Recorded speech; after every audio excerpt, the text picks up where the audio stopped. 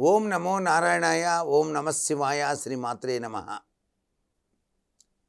ఆంధ్రజ్యోతి ధర్మ సందేహాలు కార్యక్రమానికి స్వాగతం. వివాహ సమయంలో పెండ్లి కుమారుడు పెండ్లి కుమార్తె ఉపవాసం ఉండాలా? దీనిలో దాగిన పరమార్థం ఏమిటి? సహజసిద్ధంగా భారతీయ సనాతన సంస్కృతి సంప్రదాయంలో పెళ్ళి కూతుర్ని చేసేటప్పుడు ముత్తైదువులను పిలిచి తాంబూలాలు పెళ్ళి కుమార్తె చేత ఇప్పించి ఆశీస్సులు పొందే సంప్రదాయం.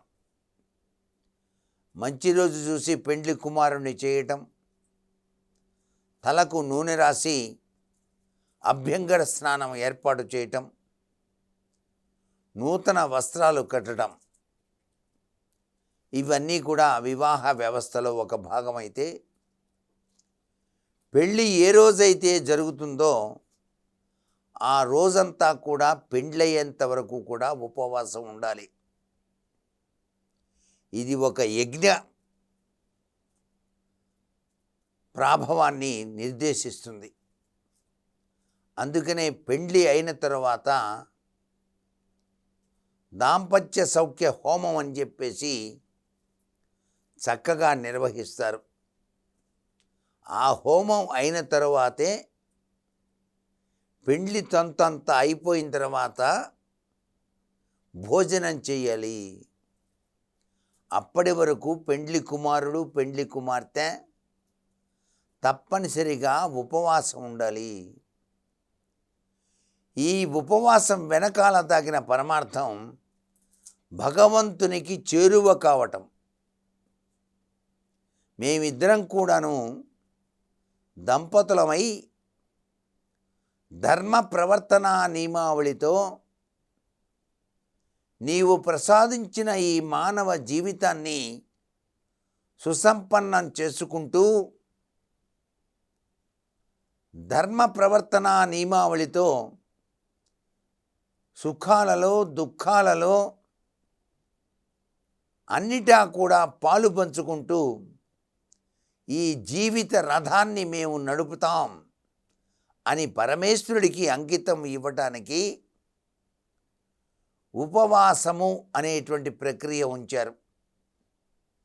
అందుకే పెండ్లి కుమారుడు పెండ్లి కుమార్తె వివాహం అయ్యేంత వరకు కూడా ఉపవాసం ఆచరిస్తారు. రాత్రిపూట వివాహం అయితే ఉదయం నుంచే ఉపవాసం ఉండాలి. అలా ఉపవాసం ఉండి పెళ్ళైన తర్వాత తప్పనిసరిగా వాళ్ళు భోజనం చేస్తారన్నమాట. ఈ తంతంతా కూడా జరిగిన తర్వాత అత్తవారింటికి వెళ్ళటం, వివిధ కార్యక్రమాలు ఇవన్నీ కూడా కొనసాగుతాయి. ఏది ఏమైనప్పటికీ కూడాను వివాహ లక్షణరీత్యా ఆ సుదినాన్ని పరమ పవిత్రంగా భావన చేస్తూ ఉపవాసం అనేటువంటి విధి విధానం పాటించాలని మనకు సంప్రదాయం తెలియజేస్తున్న గొప్ప విశేషం. ఈనాడు కలియుగంలో చాలామంది ఈ విధానాన్ని మరి పక్కన పెడుతున్నట్టుగా కనిపిస్తోంది. అలా పక్కన పెట్టకుండా గనక ఆచరించినట్లయితే వారి జీవితం 3 పువ్వులు 6 కాయలుగా విరాజిల్లుతుంది. భార్యాభర్తల యొక్క మనసులు కలిసిన శుభవేళ వారి యొక్క దివ్యవంతమైనటువంటి లక్షణాన్ని పరమేశ్వరుడు ఆది దంపతులు ఇరువురు కూడాను అనుగ్రహాన్ని ప్రసాదిస్తారనే శాస్త్రం. అంతేకాకుండా జీలకర్ర బెల్లం పెట్టేటప్పుడు అండి మధ్యలో తెర అడ్డుగా కట్టి పెండ్లి కుమారుడు పెండ్లి కుమార్తె తలపైన, పెండ్లి కుమార్తె పెండ్లి కుమారుడి యొక్క తలపైన జీలకర్ర బెల్లాన్ని అలా ఉంచుతారు. అలా ఉంచినప్పుడు ఈ రెండు కనులు కూడాను ఒకళ్ళనొకళ్ళు చూసుకున్నట్లయితే చూపులు కలిసిన శుభవేళ జీవితాంతం కూడాను సఖ్యతా స్వరూపంతో జీవిస్తారు అని అర్థం. ఆ సమయంలోనే ఫోటోగ్రాఫర్ వచ్చి ఏంటి సార్ ఇటు చూడండి అంటే అటువైపు చూస్తే మన జీవితం ఏమవుతుందో ఒక్కసారి ఆలోచించండి. తర్వాత కావాలంటే ఇంకో స్నాప్ అటువైపు చూసి తీసుకోవచ్చు, కానీ ఆ మంత్రోచ్చరణ జరిగేటప్పుడు మాత్రం చూపులు కలిసిన శుభవేళ ఉండి తీరాలి.